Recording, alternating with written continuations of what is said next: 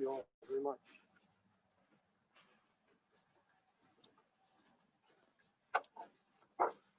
I remind everyone to please turn off your cell phones for the service.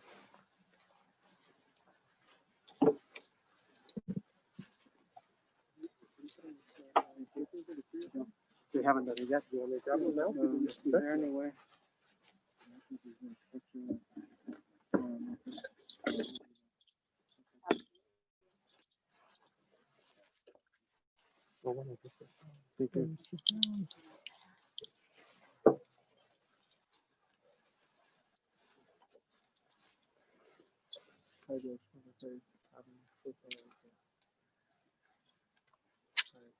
This is normal.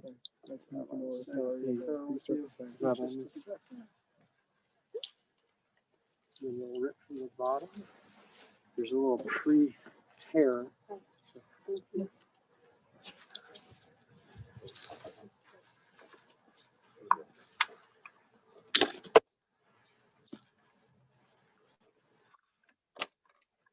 customary to begin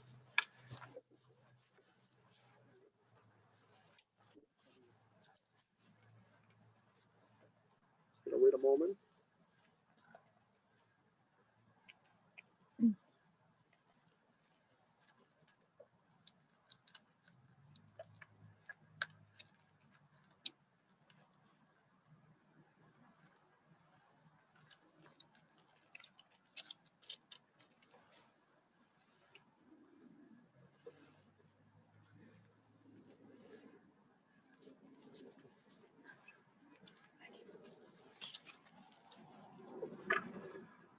So, welcome again. Good afternoon. Shlomo HaMelech, King Solomon, was known for saying the famous saying that there's a time for everything under the sun, a time to celebrate, a time to plant, a time to reap, and he finishes off, there's a time to mourn. Today we are gathered to mourn someone so special in so many ways to so many people. Hashem Natan, Hashem Lakach, God gives and God takes. And today we are mourning the taking of a special gift that God has given to us, the gift of Trude Bershof. It's customary to begin the Jewish funeral with the Kriya.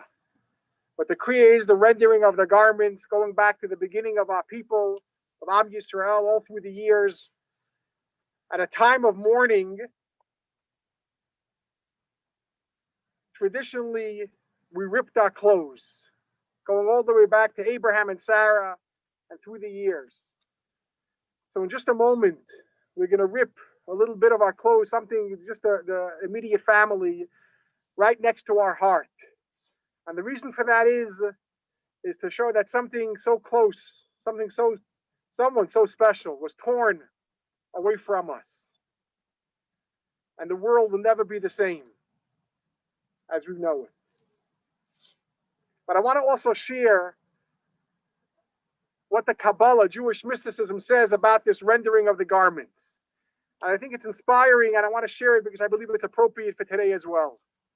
The Kabbalah, Jewish mysticism, gives you the sort of the story behind the story, explains the Kriya, the rending of the garments, a little differently.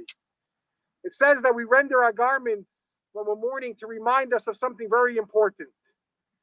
To remind us that what we're rendering is our garment, not ourself, not our essence. And the Kabbalah goes on to explain and says that the body is really a garment to the soul. Our true essence is our neshama, our soul. That's our true identity. And the body is a container, a vessel, a garment to the soul. And today, as we pay our last respects, we remember that the soul, it's only the body that was taken away, but the soul, Trude's neshama, will always be with you forever and ever. So now we'll take a moment. You could rip it, you know, you have it, just rip it and we'll make a blessing together. I'll say that. Okay. So Joel, you want to just rip the, here, let me show you here. You see where it's divided here? Oh, just shift that part a little bit. This was perfect. You do it? I'll just say, Joel will say with me, Baruch. Atah Adonai Eloheinu Melech Haolam Dayan Ha'emet. And we made the traditional blessing Dayan Ha'emet, which really says that although we don't understand God's ways, we can't fully comprehend us being finite, limited human beings, God being infinite. We accept it, whether we understand it or not.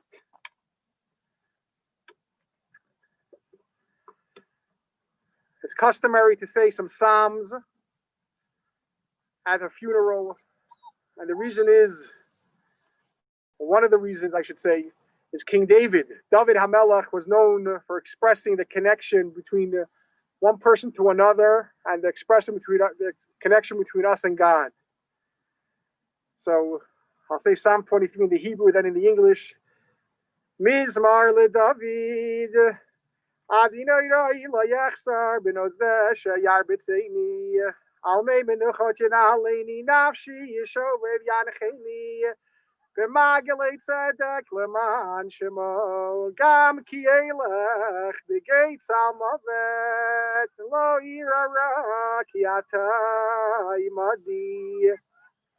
Shiftecha mishantecha heima yenachamuni, taroch lefanai shulcha neged zorai, vishanta vashem en roshi kosi revaya, ach tova chesed yirdefuni kol yemei chayai, vishafti beveis Adonai liyorech yamim.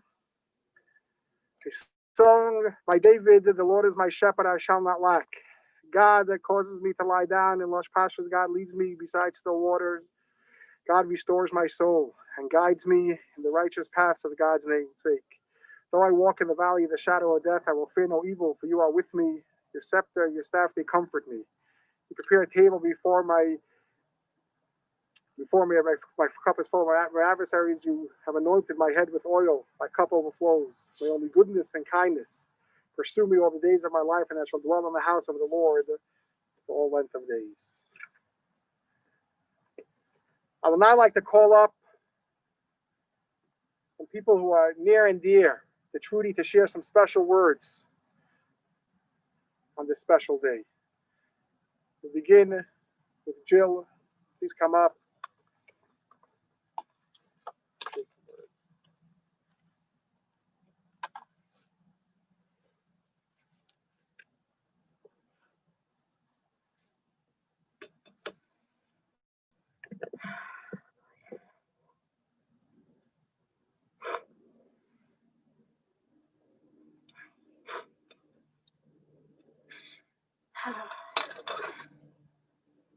Mom, I want to tell you some things that I wasn't able to tell you before this terrible virus stole us from you, stole you from us. My heart has been shattered. My emotions are immense. I'm angry. I was robbed. We were excited for our next step in life. All of us moving under a shared roof. You and I were having so much fun planning and designing and shopping for things for our new house. I admit, Mom, I was a little nervous about how it all play out with us all living together. And I'm sure you were too. But after we sold our condo and you moved into our house, as we were waiting for our new house to be built, my nervousness faded. And I realized how much fun we were going to have. You and I sitting next to each other on the couch, watching our TV shows, or sitting with our iPad, shopping for clothes that we were going to share.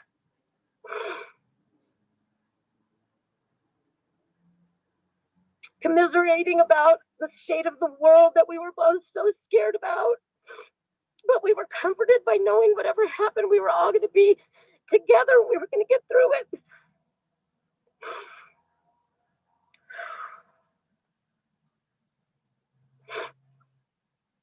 along with the anger and the sadness, I feel like I'm the most fortunate human being in the world. The time I was able to spend with you was invaluable. You knew after I had Alec how important it was for me not to have to put any of my children in a daycare. And because of you, we were able to raise all of your grandchildren together while we built and ran our business. How lucky was I to have been able to go to work every single day with my children, my sister, my niece, my nephew, and my mother. We got to travel to Manhattan and Santa Barbara, roughing it at the Ritz-Carlton and the Beverly Wilshire, all for our training for We the People. I'm thankful for my memories of you holding and singing to the babies in the office. And Mom, I don't want you to worry. Your furry babies will be loved and cared for. Joel, Jenny, and I will take care of each other. And lastly, I will continue to support the scores of charities that you were so passionate about, including the monthly help you were giving to a friend to pay for her medications. I hope you're with Nana and Papa now, and I hope you were met at the Rainbow Bridge with the plethora of dogs that you loved so much. I will miss you terribly. And before I sit down, I want to thank all of my friends and Mom's friends and the family and the outpour of support that we've had during this terrible time. And especially you, Greg, you're my rock. I don't know what I would do without you. I love you.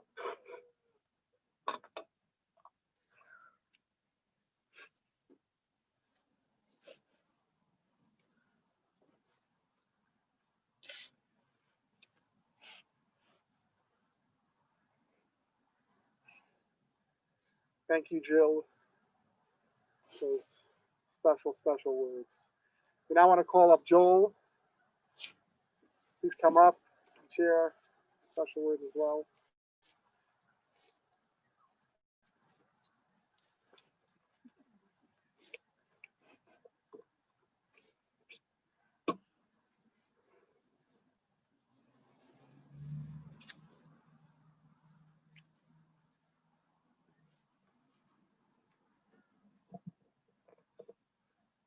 I'm Joel Bershof.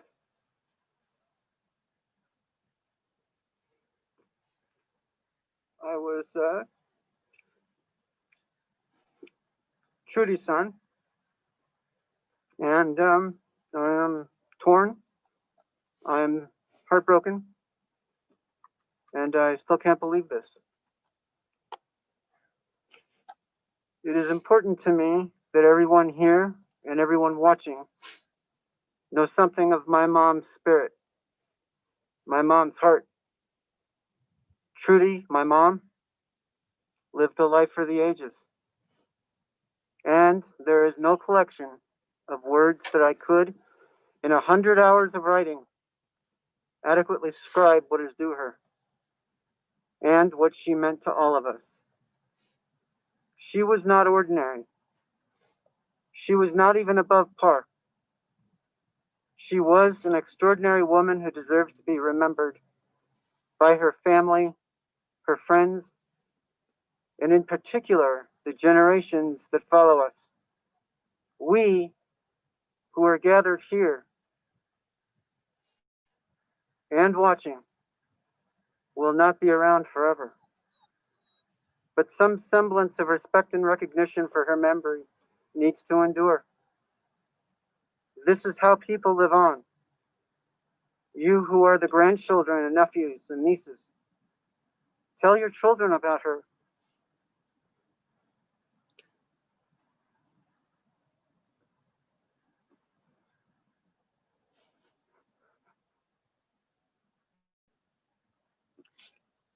She is entitled to no less. They need to know that no matter who you were important.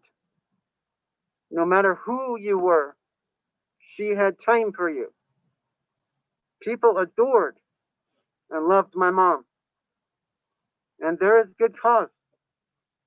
She was feisty and smart, intellectually curious and witty, sweet and sometimes silly. This is not just apparent to her closest family members, her children, her grandchildren, not just her colleagues, nor just her close friends, of whom there are too many to name,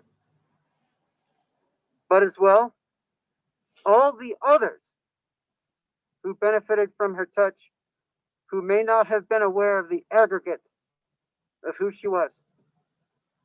She brought comfort and tenderness to many, all the people who benefited from her decades of tireless work helping others. The respect she imparted to everyone, the numerous times she gave to the less fortunate, the way she made everyone feel comfortable and at ease. At this time, I would like to echo a section of what I wrote in Trude's obituary, because I'm not certain everyone has seen it. And it does give some perspective about what I have to say in a moment after this. I wrote, for 10 years, Trude served as a volunteer with the program No One Dies Alone as part of UCH Palliative Care Consultant Service at University Hospital in Denver, and was, as well, involved in advanced care planning and assisting patients with end-of-life decisions. As part of an honor ceremony in April of 2019, Trude was recognized for her significant contributions, and a chapter is devoted for her in the book Sages, Stories from Our Elders, University of Colorado School of Medicine. It is because of these things, all the things I have mentioned, and for so many other reasons and stories that will not be told here today, that I say,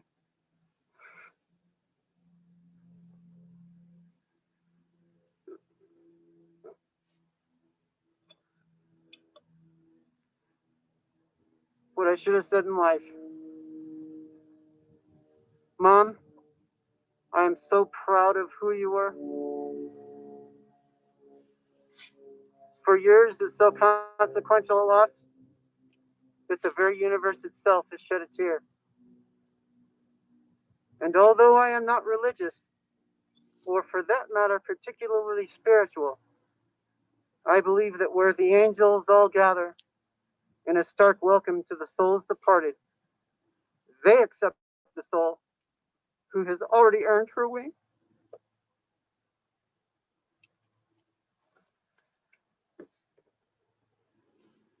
I have to say, I thought for many hours about what I might say here today that would please my mom the most. What would she want me to say on this mournful day? I think it would be this: honor her memory by being like her, by having empathy for others the way she did, by championing progressive causes, and by being a warm sunshine upon the day of those around you. Mom, I hope that you are with Nana and Papa Menikoff and surrounded by all the loving dogs from the Rainbow Bridge who meant so much to you. And now, if I may, I have some words to my mom from me that I'd like to say in the hopes that her spirit is here.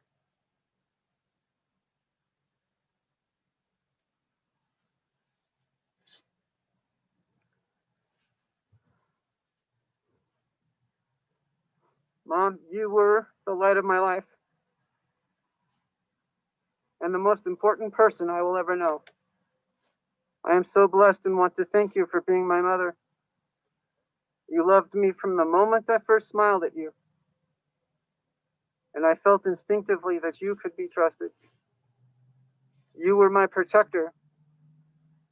I know that I made you happy, but I know that you were the one who was always there.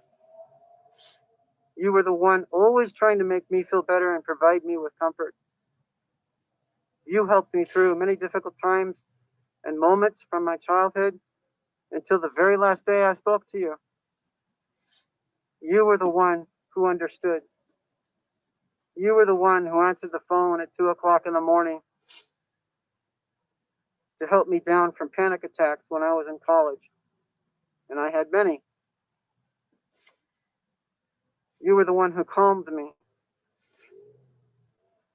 You were the one I would always think of to call, who always knew all the answers and was always available for counsel. You said to me in life many times, I am always here for my children.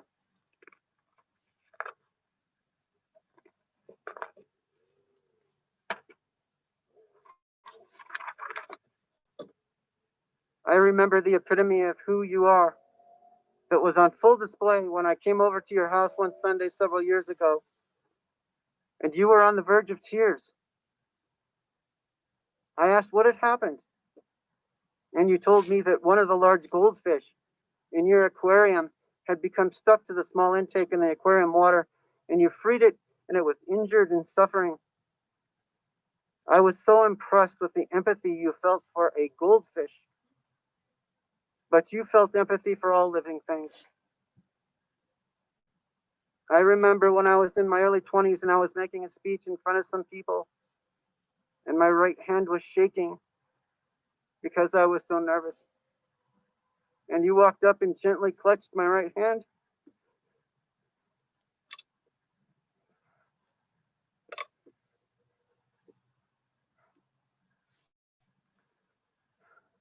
With your left and squeezed to calm me. You were there through all the bad times, always my support. Mom, you were the one who was there to make me feel better about me when I needed it. And in the travels of life, there are no souls I have ever met with the kindness and generosity of spirit that you espouse. I wish I could have been more like you. I was your son, and I know you think I am not aware of how much you loved me. I know, I do. You were so good to me. I want to thank you for the love you showed to Nora. She really absolutely adored you. I also have regrets. I regret I always assumed you would be there. I regret I couldn't protect you from COVID. I regret I never conveyed to you the way I should have just how proud of you I was and just how much better my life was because of you. I regret the times I wasn't there for you and for not doing the things with you that I had intended. You loved plants, and you were very good at making a beautiful garden. I wish I had spent time with you doing that. I always wanted to take you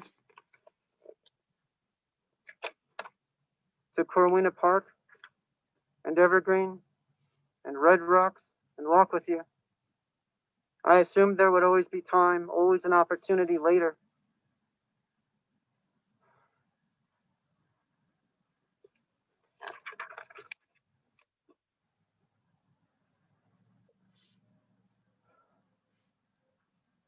With you forever, in your left hand, the same one that gently grasped my nervous hand all those years ago, is a white stone I picked up from Corwina Park, and it stayed near me until only a few days ago. It was something I picked from the earth that I loved. It represents my heart that will be with you always, because it will endure. I also include with you a handwritten letter in the hopes that the thoughts therein somehow cross the barrier of the here and now and become aware to you wherever you are. All that I am that is good, all that I am that is good is because of you. I loved you, Mom, more than you know. And although don't know what happens after death, I do know that I want to be with your soul again.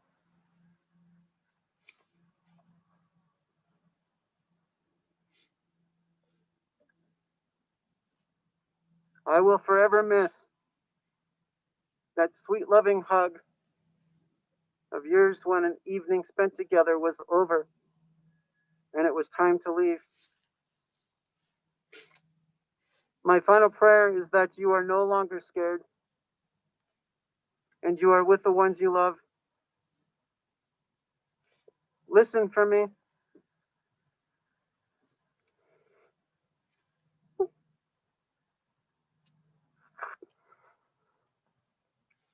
Listen for me, as I will be speaking to you a lot.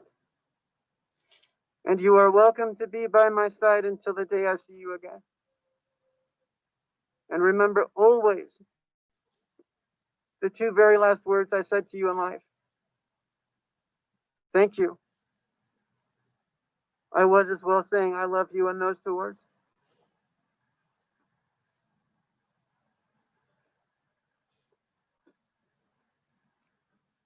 Finally, I hope these words I have spoken today bring you comfort and have provided the context of the appreciation of your life that you so richly deserve.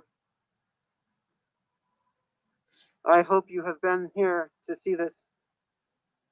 I will miss you always, and I love you.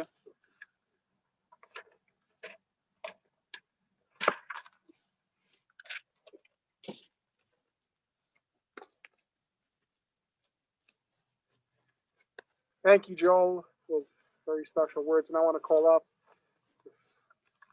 to the next generation. We're going to call up some of the grandchildren to share some special words. We're going to start with Alec.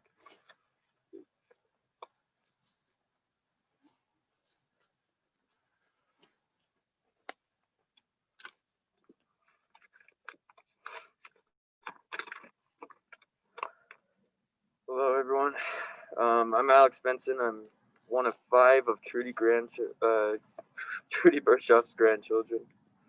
I would like to thank everyone for attending today in this day of mourning in memory of an incredible, special human being. Nana was in my life since and before birth. And I remember her holding me and singing, "Hey, you are adorable." Growing up with Nana was such a special thing, and I really felt pity for those who couldn't experience what I got to. My earliest memories arrived with her.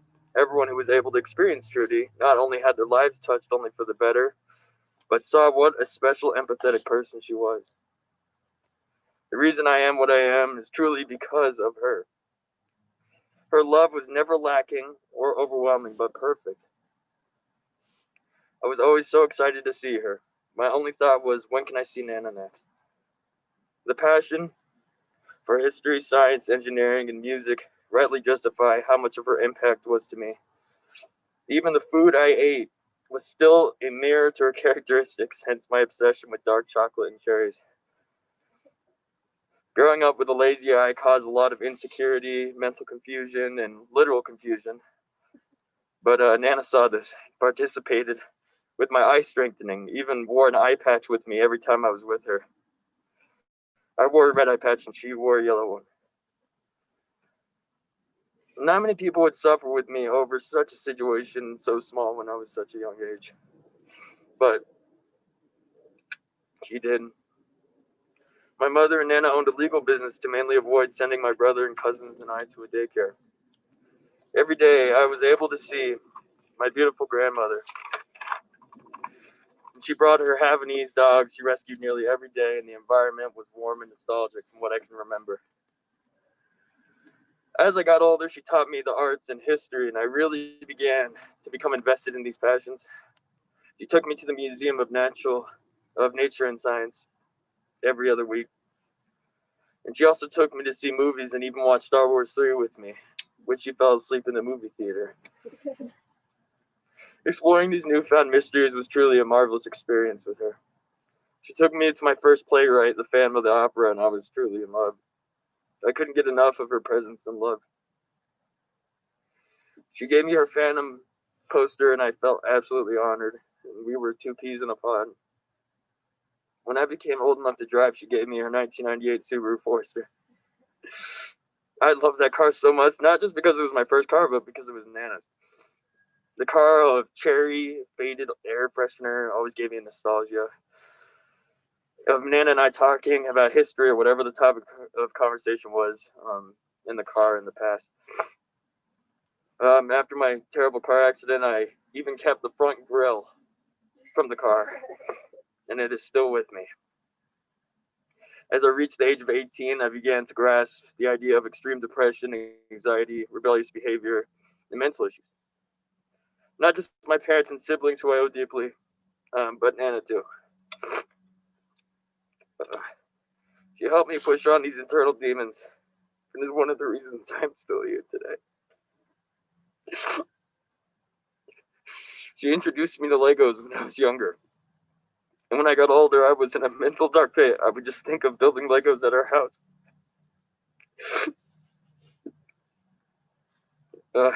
She was comedic and carried a lot of dark humor, for which I gravitated to. When she lived with us, after she moved from Aurora, I would see her every morning before I left for work. She always said, "Did you take your murder/suicide pills this morning?" She too took sertraline, so she understood. When she was volunteering, she comforted a man for 30 minutes. She held his hand and made sure he was comfortable. A nurse walked by and told her that he had passed away before she entered the room. She replied, "Why was the door open?" After I came back from skateboarding, she said, "I loved your shirt," and my shirt said, "It's okay to punch Nazis." Those are just the minuscule amounts of dark humor, little things that we shared together, but just made her so important. I began to make relationships with new people, but never felt distant from Nana. My issues were her issues, like it or not. Family holiday traditions always brought me to my home away from home, Nana's house. Being able to be with Uncle Joel, Aunt Nora, Aunt Jenny, Adam, Sammy, Aiden, Alexis, Nana, and all 17 of her dogs were truly a beautiful thing. To talk about politics or current events always made me feel fortunate that I grew up with thinkers and empathetic human beings. I never felt judged or exiled at Nana's.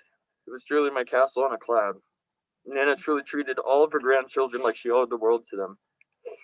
I'm so happy to listen to her stories about Charles, what life was like growing up during and after World War II, and how she traveled all over Europe in the 70s.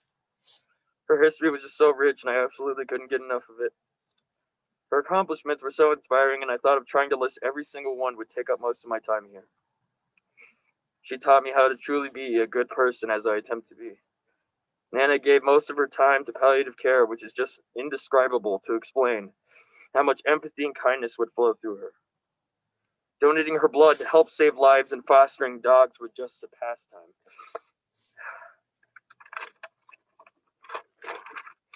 She didn't take any dogs, but dogs specifically that couldn't or wouldn't be normally adopted. The life she saved and preserved alone is heroic to me, and I couldn't be more than happy to say that Trude Bershof was my grandmother. I could go on and on and on and on and on, as many would here, but I just can't explain to you how selfless of a person she was. I am so sad and angry that she was taken from me. It just isn't fair. I wanted her to pass the way she would want to, because that is the least that she deserves for being the most amazing human being. I feel only a void in my heart, and she will forever be with me and always be with my children. I will show them how wonderful she was. She gave me something many people can give.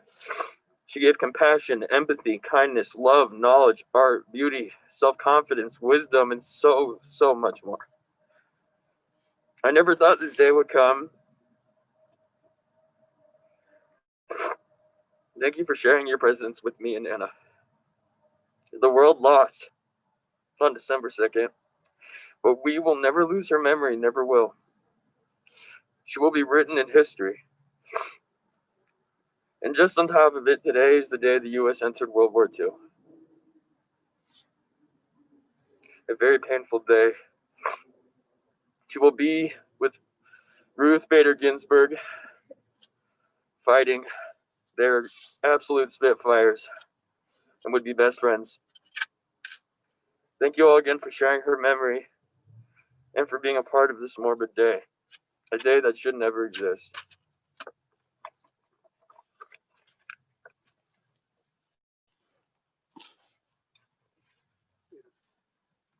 Thank you, Alec, Aiden.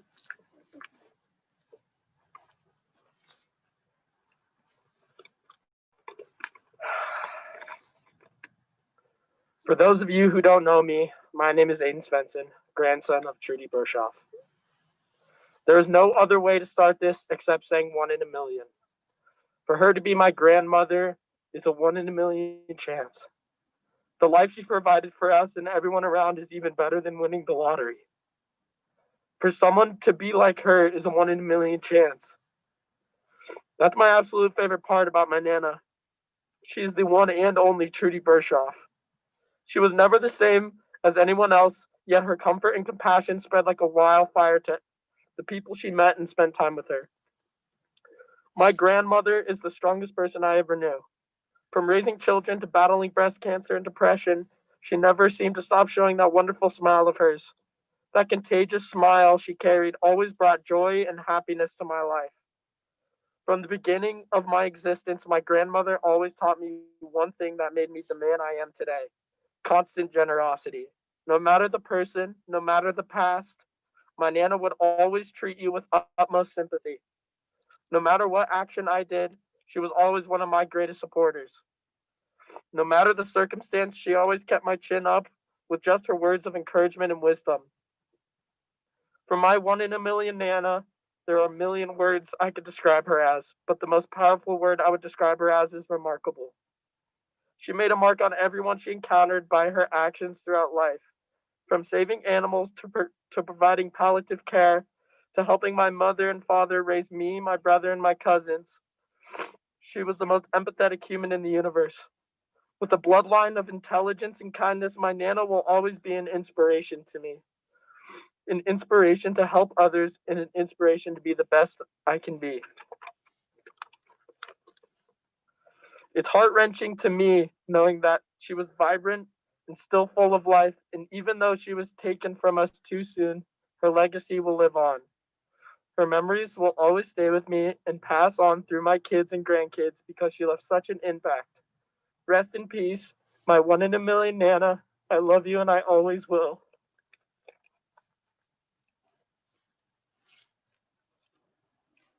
Thank you, thank you. Now I want to call Sammy. Please come up.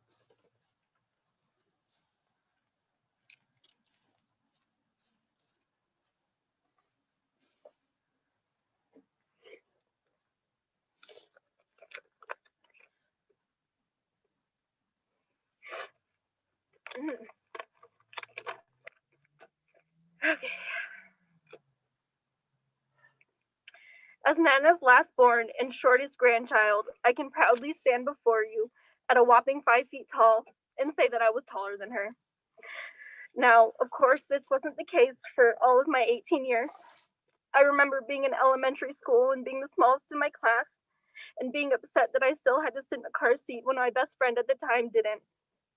My mom would always tell me things like, Nana's small, Jill is small, and I'm small. The chances of you being tall isn't likely. But still, Nana was taller than me.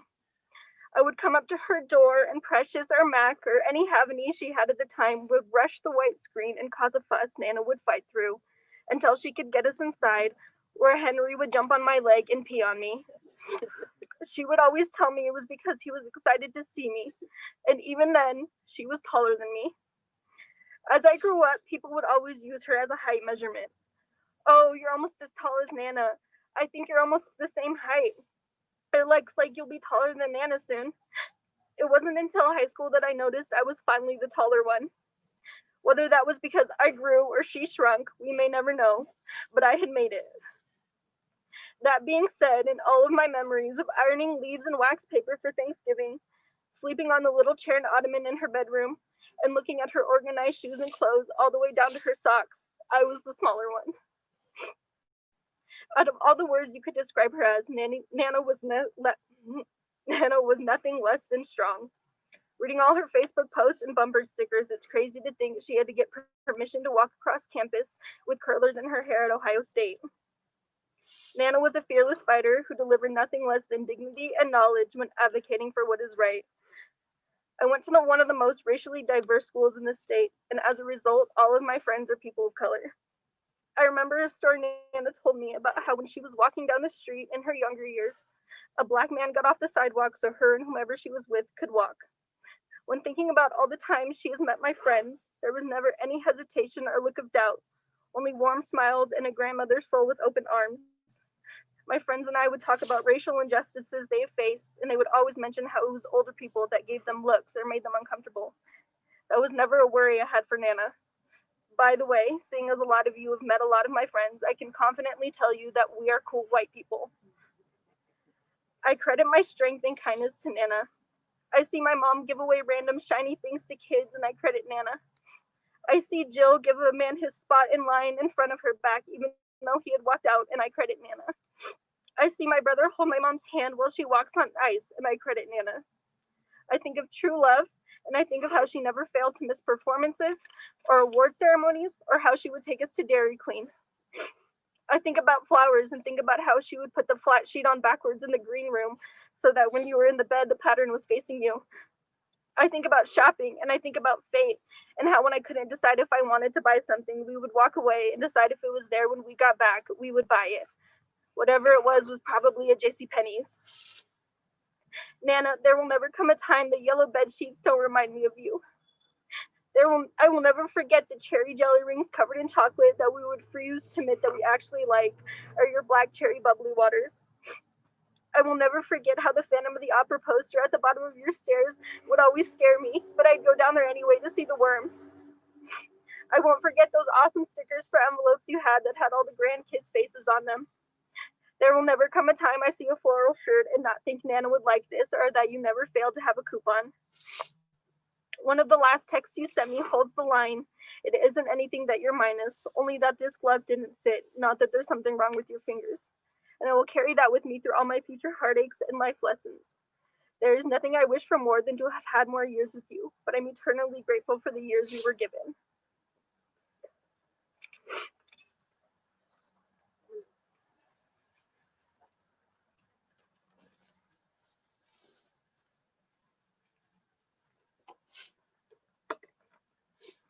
Thank you, Sammy.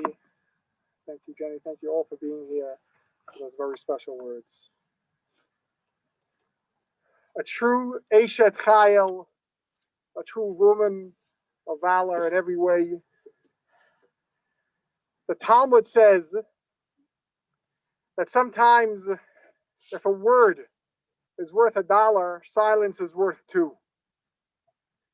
And who can utter a word at this sad time when we gather to pay our last respects to a towering figure of goodness and kindness? A woman who has accomplished so much and has impacted so many with her heart, with her unbelievable determination, and her infinite love for all and especially her family. Born on March 28, 1940, it's a Thursday on the Hebrew calendar, the 18th of Adar, in Dayton, Ohio, and passed away this past Wednesday, the 16th of Kislev. Small in stature, but huge in presence. She was truly one of a kind. You know, Judaism says something fascinating about a name of an individual. Typically, we think of a name as a label, one that I can identify myself with and I can identify others, so we all have different names. But in truth, the Torah says that our name is chosen and given to a child is actually connected to the very soul and essence of that individual. Here, in this case, I'm talking about the Hebrew name, the Jewish name given at birth or whenever it is given actually in the form of prophecy, the Torah says. Because that specific name is specifically connected to that specific person, their essence and their mission and purpose here in this world. It's no coincidence that Trudy's Hebrew name was Tova. Tova simply means goodness. Just plain and simple goodness, being good. Trudy was full of goodness and kindness. You know, in life, I'm sure we all see this, we get to meet different people, and like everyone, people are passionate about different things, and then they dedicate their life to the things they're passionate about. Trudy's passion was goodness. Doing what was right, no matter what or who got into her way. Trudy was raised that way. Growing up, her father, Oscar, noticed a black boy, an African American boy who was living on the street outside his pharmacy. And he brought him home, invited him into his home to live with them, and Charles moved in and became part of their family. Mind you, they had a very small home at the time. This is how Trudy was raised, and this is who Trudy was to her core. Whether we're serving on the organizations, whether the JCC, the Allied Jewish Federation, or whether it was going door to door, advocating for children's education, volunteering, as we heard at UC Health, for the palliative care, being there for people on the end of their journey, comforting them, holding their hands, or taking her grandchildren to volunteer at the senior veterans home. Trudy did not wait for these things to come knocking at her door. She was always on the move, looking how she can make a difference. Trudy's daughter told me that at one point, hope it's okay, say this, is that one of our high school teachers said, maybe you should consider not going to college or whatever it is.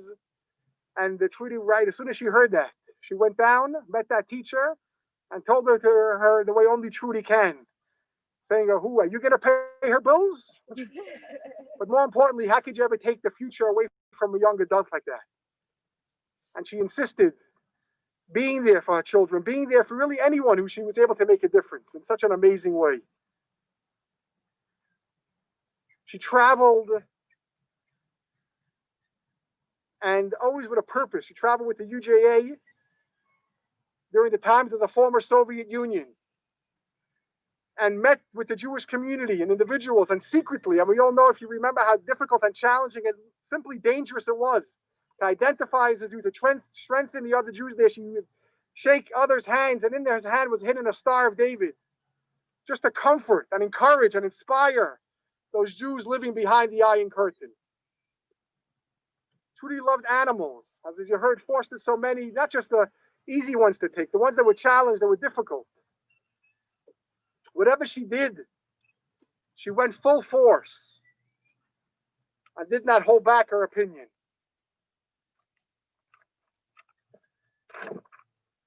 She loved Israel. She never complained. And I want to share something on a personal level. As a young rabbi who just moved to Colorado many years ago, first of all, I want to thank her dear grandchildren. I had the opportunity to bar mitzvah all her grandsons. I got to know her like that. And usually when you meet somebody who's entrenched, involved in the Jewish community, living here for a while, it's normal that they see a new organization, they're already comfortable, their plate is full, they know where they are, they're very nice, and they move on.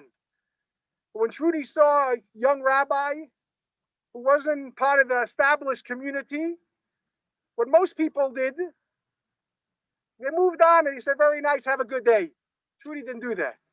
She asked what we were doing, and she became passionate about the work we were doing as well, and made us feel, as a small, at least back then, a small organization, just a young and starting out, she believed in us and made us feel that we matter, we're making a difference in the work we're doing, one person, one mitzvah at a time. And she supported, always encouraged, whether myself, my wife, and as we continue to grow and hire more staff and grow, she always, till the very end, when we bought our 5-acre campus in Greenwood Village, she was one of the first to call to say how happy she was, how she wants to support and be involved, and how proud she was to be a part of this. And I can tell you that meant more words than I can say on just on a personal level. I want to share with you something amazing. Two amazing things from Judaism. Number one, we say the Torah portion, we read any specific week, every Shabbat, Jews around the world, whether you participate or not, it's the Torah portion of that week. The Torah portion we read the week that Trude left us was the Torah portion where Rachel, Rachel Imenu, Rachel, known as the Jewish mother of the Jewish people, passed away as well. Rachel, like Trude, was known for her kindness and going out of her way to bring comfort to others. But I want to share something even more fascinating, at least that I found fascinating. If you look up today, the 16th day on the Hebrew calendar of Kislev, the day that Trude passed away, you look up what happened in Jewish history, you'll find something amazing. It's the day that Noah's Ark settled. After the flood, this was the day that Noah's Ark came to a rest. And if you think about it, what was Noah's Ark? Noah's Ark was rescued those in difficult and challenging times when the flood came. And that's truly who Trude was. She represented an ark of kindness, an ark of love. In any situation that came about, that she was able to make a difference. She didn't wait for it to come to her. Like I said, she went out and encouraged and believed, and regardless of the naysayers and those who didn't want to, she went and did it in every way. And as today on the Hebrew calendar, when the Noah's Ark came to rest today, it's no coincidence that Trude is laid to rest as well. King Solomon says, "V'hachai yitein alibo and kohelet," the living must take to heart. The greatest nachas, the greatest enjoyment a person can have is when one who has succeeded in passing on these values and these morals to those in the next generation. And I want to conclude with one short piece of the Talmud. The Talmud says a strange statement. The Talmud says that Yaakov Avinu lo made Jacob, the first Israel, Jacob, it says he never died. So the Talmud, if you're familiar with the way the Talmud is written, written 2,000 years ago, the Talmud asks and says, how can you say such a thing? Sure, he died. We mourned him. We buried him. We know where he's buried in Israel. How could you say Yaakov Avinu lo made, Jacob did not die? And the Talmud gives a very simple, short answer. Ma zaro b'chayim afhu b'chayim. Just as his children are alive, in essence, Jacob still lives on as well, and his children. By them carrying the legacy of Jacob, of Judaism, in a way, Jacob is alive as well. And I turn to you, Trude's dear family, and I say, Trude will live on in each and every one of you, inspire, to leave you to know that while physically she's no longer with you, her neshama, her spirit is with you, to continue to inspire those around you, to bring warmth, light, and optimism, and caring and love in only the way she can. I'd like to now conclude with a psalm.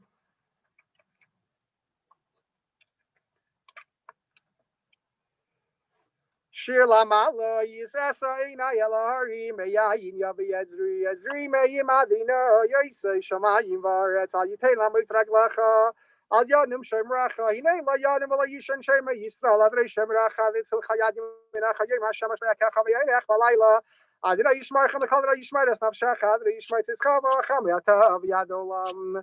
A song of ascents. I lift my eyes to the mountains from where my help come. My help will come from the maker of heaven and earth.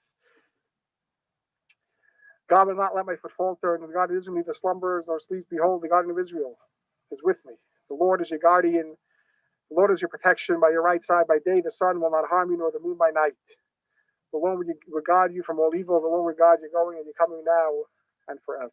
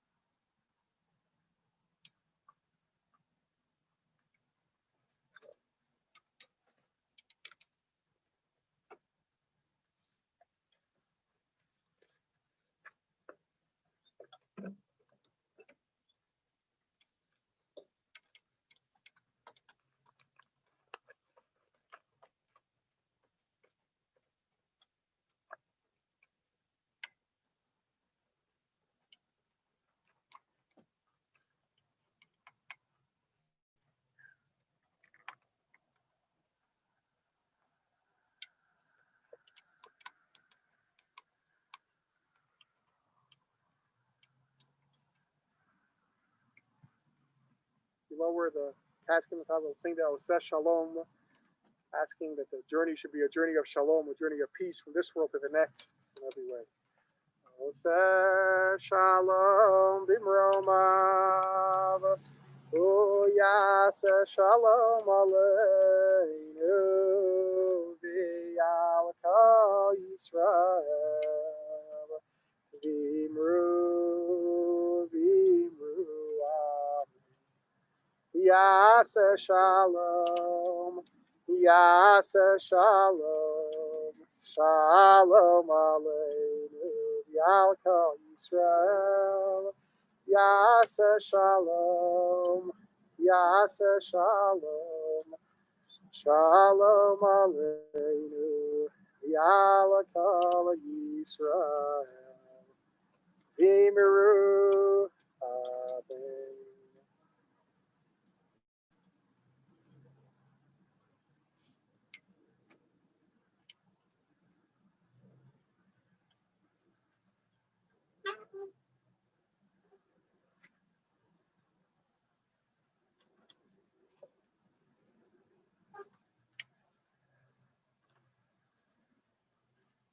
It's customary in a mitzvah of kavod hamet for those who want to participate. I know with COVID it's a little different, so we could do it in a safe way to participate.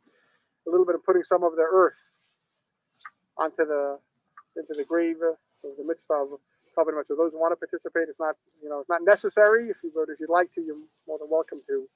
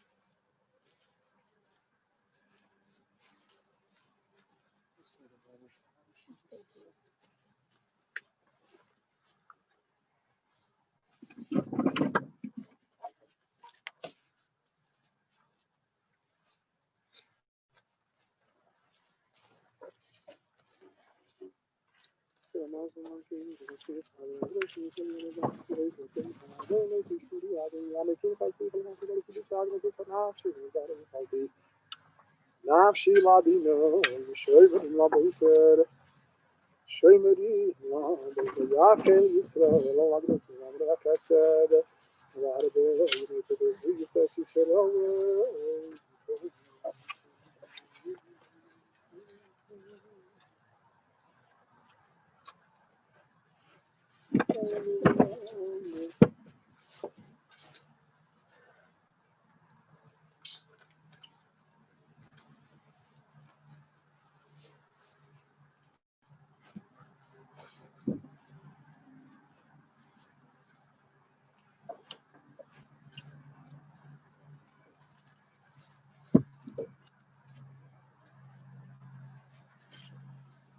Elamole rachamim shoychein amero yamim hametzein nuchan choyna ala kanafe yashchina b'malois kedoshim u'toirim kizoyar arakia mazirim es nishmas toivo zolcha loylo ma babur shanachnu mispalim ad askaros nishmasa Began Eden, Taimanu Chasa, Lachem ala Rachamim, Yastirei B'Seiser Knafav L'Yolamim, V'Yitzra B'Yitzra Achayim Es Nishmasa, Adonai Yonachalasa, V'Tanuach B'Shalom HaMishkava, V'Nomar Amen. God, full of compassion, that dwells on high, grant proper repose to the shelter of wings, to your presence to the lofty levels of your holy and pure, whose brightness and the Shekhinah shines on the soul of Tova, daughter of Oscar and Salma, who has gone to our world for those whose memory we pray. May repose be in paradise. May the Master of compassion bring her under the wings of the Shekhinah of God's presence and bind her soul in the bond of life. May the Lord be her heritage, and may she repose and rest in peace. And let us all say, Amen. We'll now recite the Mourner's Kaddish. Ask you to please rise.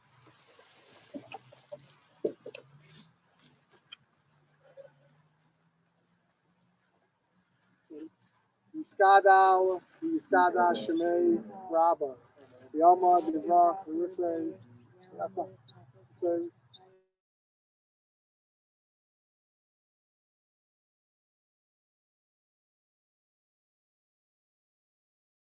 Hey, Shnei Rabba, Mevarach, Yalam, Yom Yamaya, Yisparech, Yishtabach, Yispaer, Yisraman, Yisnasei, Yisadar, Yisalev, Yisalel, Shnei, Yikucha, Brichu. Le'elam min kal berchasa, Vishirasa, Kuzbachasa, Venechamata, Damiramba, Ma, V'yimru, Amen. Yehei, Shlama, Rabba, Min Shemaya, V'chayim Aleinu, V'yalkal Yisrael, V'yimru, Amen.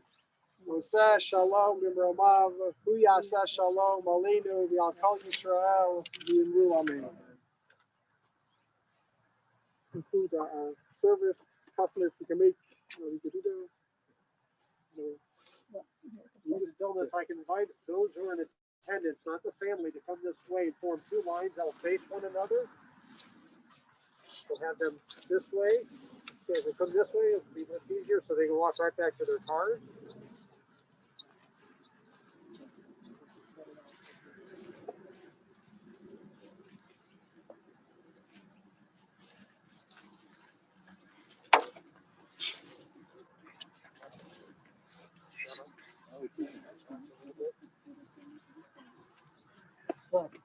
You guys will walk through there. I feel as if you need to stop and talk to everyone. It's appropriate to go straight through. Thank you. Just walk through. Really clear that hill.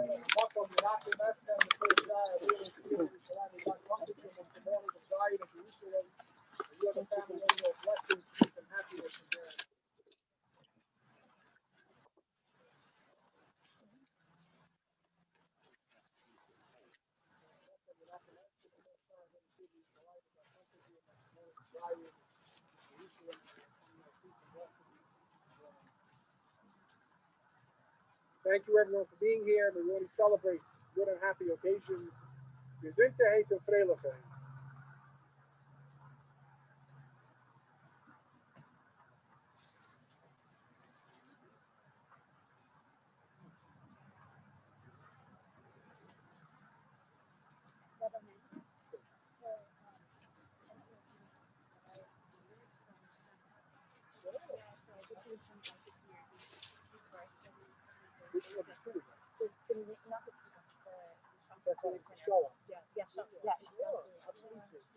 He's actually a little older than I'm afraid that woman.